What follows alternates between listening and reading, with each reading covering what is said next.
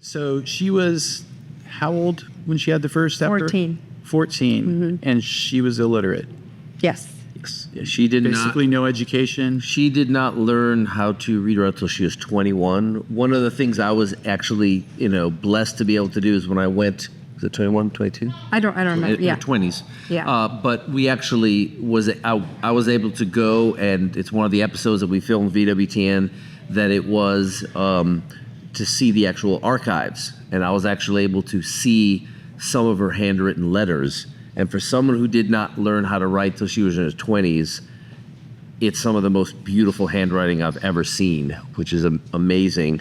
And that's the thing. So she was, she was illiterate because she was poor and at school, but she was by far in one of the books we had some of Bernadette's sayings that she has. She was very, very intelligent. Yes. She was intelligent. She was sharp-witted.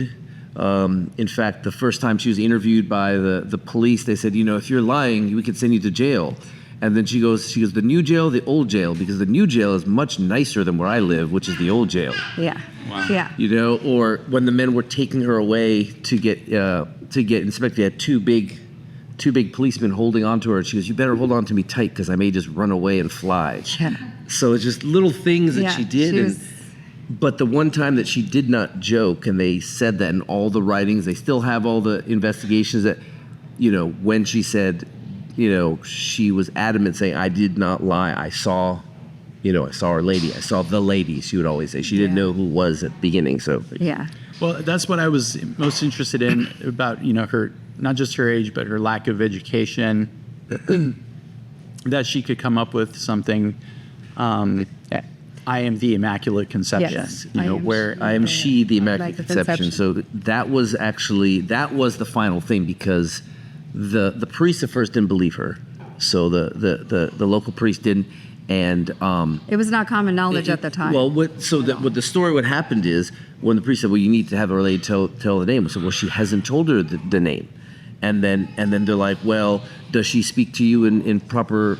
In the proper language. No, she speaks to me in the dialect, because they have their specific dialect there. it's Usatan. It is so, and that was again where her wit came in, because they said, he goes, well, I find it hard that Our Lady and Our Lord would speak the dialect. And she's like, well, if we speak the dialect, why wouldn't they know how to speak the dialect? And then she was very, and then that was the final thing when she said, my priest is asking, what is who you are? He wants to know your name.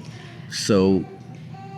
Go ahead. So he told her, said, tell him I am she, the Immaculate Conception. So she went all the way from the grotto and ran to the priest's house, repeating it over again. She had no idea what it was.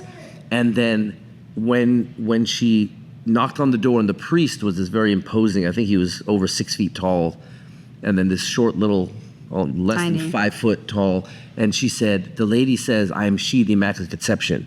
And then he looked at her, and he actually closed the door on her. And later on, he said, it's like, I did not want this little girl to see a grown man cry.